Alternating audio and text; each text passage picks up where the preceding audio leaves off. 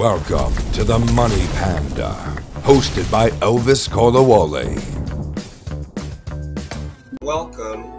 You're welcome today. I'm so happy to have you.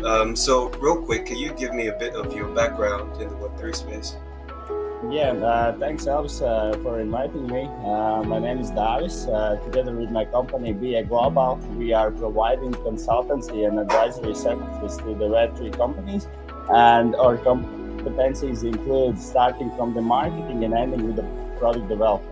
And yes, as we are on this podcast, I'm very passionate about the Web3 and what is happening all around us. And I believe that's the future that we are going to. All right, that's awesome. So let's get into it. So as I asked you previously, why do you think stablecoins are important? For me, I think they're very important. I can tell right now why I feel they are important, especially for me personally, my own wallets. But why do you think stablecoins are important? Yeah, this is a very good question. I believe the first thing and the most important is for me as a service provider, I can receive the funds, I can receive the payment of my work in a stablecoin. And we already talked about this before the interview. And the thing is that imagine the situation if someone pays you in Ethereum or maybe even in Luna, for example. It would be really funny if it happened like 2 weeks ago. But yeah, imagine the situation that someone pays you in Ethereum. You are not sure how much money you will get like tomorrow or even in 5 minutes. So stablecoins are pretty much like solving this issue. So you are like getting exact currency, exact amount of money, how you were planning. Awesome. So I mean, we've established that they are so good because they are actually pegged to a fiat currency. But I mean, that in theory should be a really good thing, right? So I mean, why do you think it's going wrong for some of them? Because I mean, we recently had this implosion of UST, and we've also heard, of course, criticisms of the biggest stablecoin at the market, which is Tether. And of course, there's criticism of the peg not being exact. So why, what do you think they're doing wrong at the moment? Stablecoins. From my point of view, I think the biggest issue is that the stablecoins are not like regulated, at least like they are not backed with some real capital. Because what we recently faced with the Luna, it was like an issue from the Luna developers, right? So if the stablecoins would be like backed with the real capital, not just like with the token who can like increase and decrease in the value, then we would be in a totally different situation. And actually, we really see that this Luna crash is like impacting like all of the players in the market.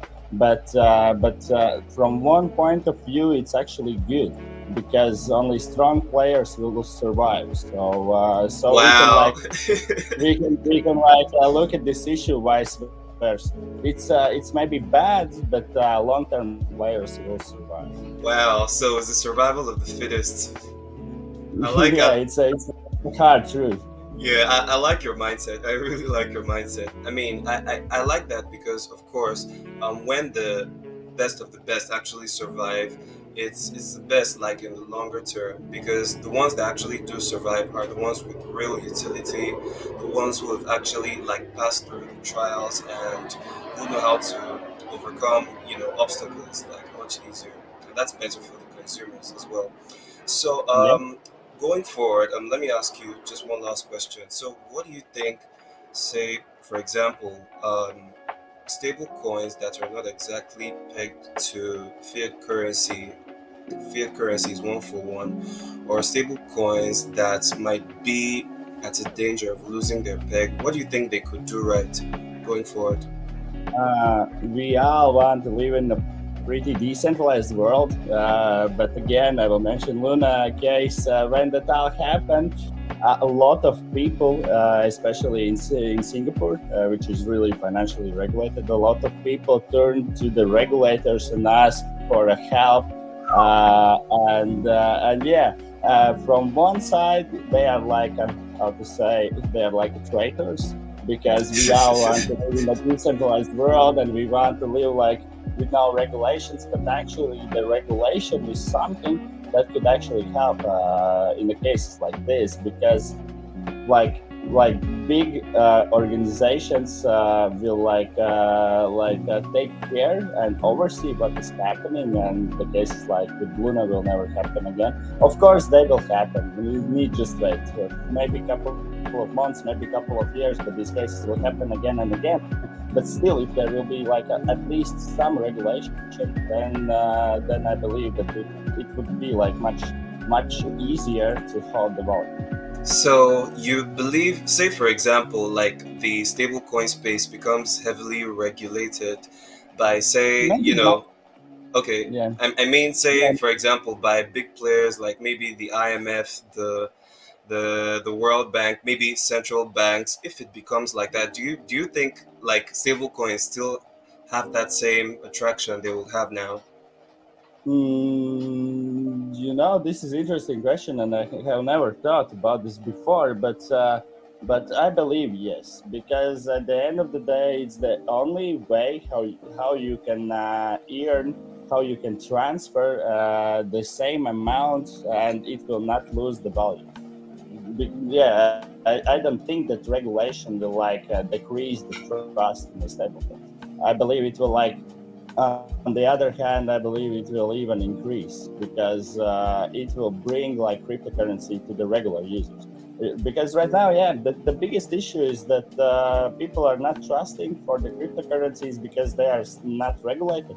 But what we see in a recent, I'm living in Europe, I'm from Riga, Latvia, and in Europe, they like puts very heavy regulations on the biggest exchanges in the world, on the Binance, on Coinbase, on other big players, and at the end of the day, at some point, it all will get regulated. It's just like a miracle that we will like live in a decentralized world. It will get regulated at some point from regulators or from other players. But yeah, I believe that if this industry, for example, stablecoins, if the stablecoins will get like overseen by regulators, then it will bring much more trust for the new users.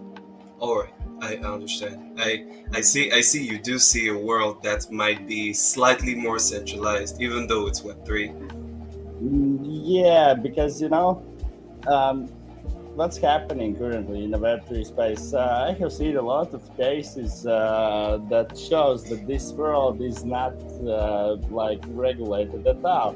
Let's take this case that someone stole Bored Ape Yacht Club NFTs, and then they listed them again at OpenSea, and OpenSea removed them from their listing. Of course, Yes. it's a fraud, and it's not good that you are stealing someone else's MetaMask accesses, but still, if this is a decentralized world, then it should not happen, Yes, and I still understand. someone regulates something all the time, and we need to get used. Yeah, all right, I understand. So thank you so much for your time. I really appreciate your take, and I think this is a really new perspective for me to think about it, and I'm very sure there are lots of people that agree with you. So thank you so much for this, Davis, and I'll see you soon.